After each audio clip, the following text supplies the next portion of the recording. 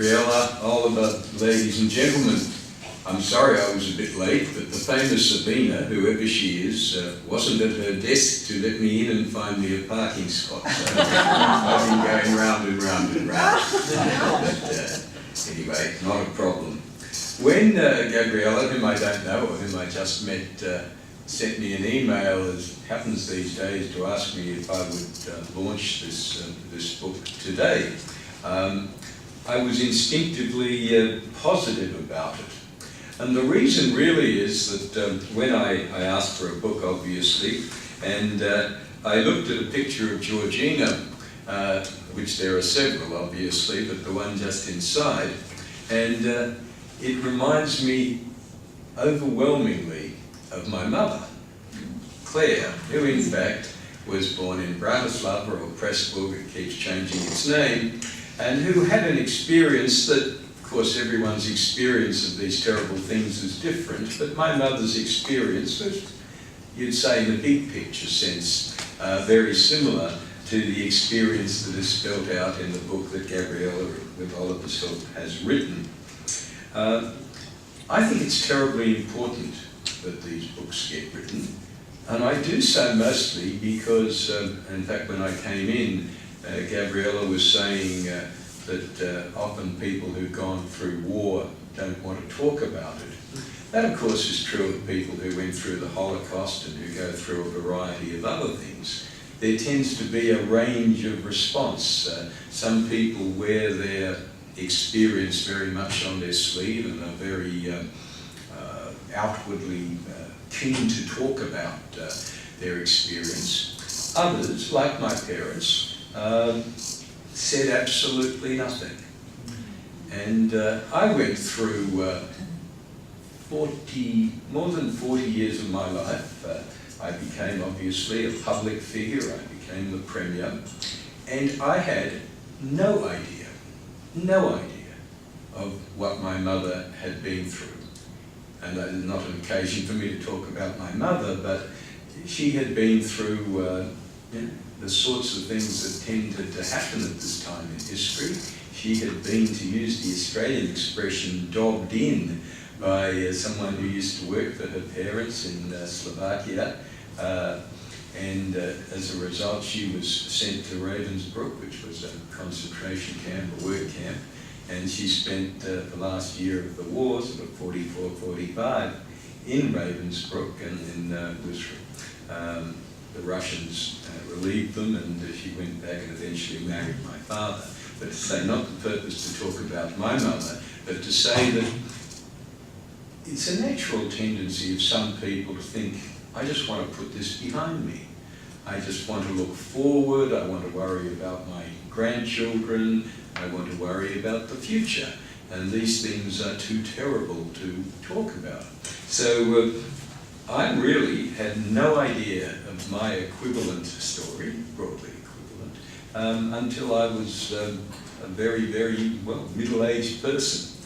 And I think I can understand the attitude that my parents, more particularly my father, I think, had, that he just didn't want the story told, he didn't want anyone to know, he didn't want his grandchildren to know.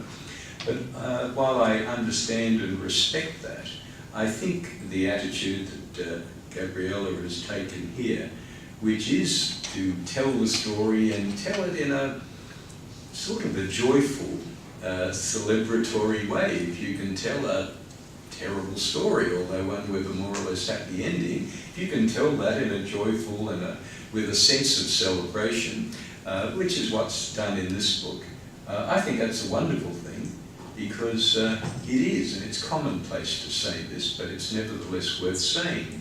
It is only by telling these stories that the next generations can get a sense, not just of, and I think Gubby was saying this when I came in, not just about the Holocaust. Sure, this is a story about someone who survived the Holocaust. It's not just about surviving communism after the war, although it is a story about someone surviving communism after the war. And those survival stories are important.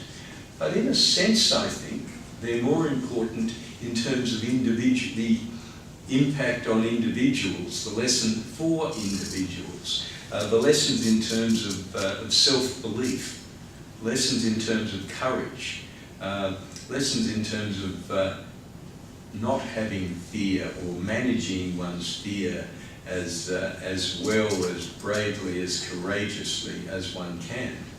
And I think it's too often when we live in the sort of society we live in, where there's not a lot to fear. You can't get a parking spot. It's a major crisis. We do live in a lucky country. We do live in a country with really so little that could be remotely comparable to the things that are described in the book. And therefore I do think the lessons from it in a personal sense, and particularly in a personal sense for younger people who've got fair parts of their lives ahead of them, is really important. I think the only other thing I wanted to say is that these sort of books also tell you about the importance of human rights. We in Australia tend to diminish human rights a bit.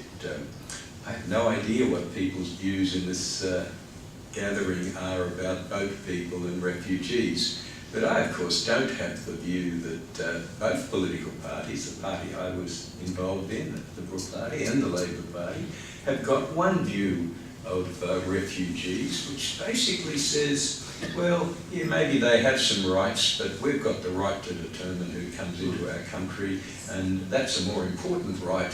And so we do pretty awful things to the human rights of those refugees. And everyone has their own views, different views about it.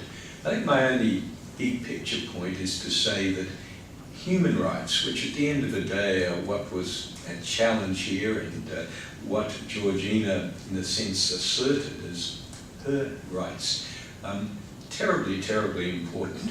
And we shouldn't lightly, because we live in such a lucky country, think that human rights are something for other people or something to worry about if you're in Rwanda or Cambodia or wherever it might be, parts of the old Yugoslavia.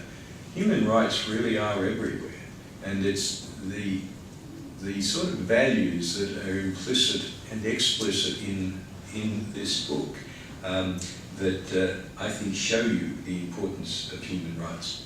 The final point I wanted to make, very hard for old politicians not to talk a lot. The final point I wanted to make before I suppose I'm going to officially launch it, I guess, is to say that the other thing that struck me when I read it is that a sense of perspective, almost a sense of humour, is very important. And whilst again you mightn't think that living through the Holocaust, living through the communism of the early part of the late 40s, early 50s has anything to do with humour, of course it does. I mean, humour is part of our lives, or perspective, if you like, is an important part of our lives. And whilst it's not exactly a funny book, and it wasn't intended to be a funny book, of course not, but you can see through it at various points elements of humour and of the people whose activities are written about, showing that they have a sense of perspective, a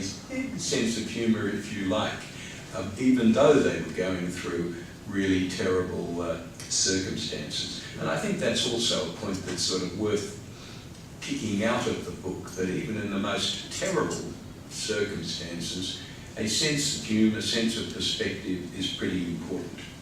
Look, that's all I wanted to say. Thank you for inviting me. I'm sorry again that I was a bit late in getting here, but I do hope the book is a success. It's partly a success, frankly, because it's been written. But obviously, the more of success, the more it is sold and the more people get to read and understand it. So congratulations to both the authors. I wish you well, and it gives me a great deal of pleasure to declare the book, to declare Georgina officially launched.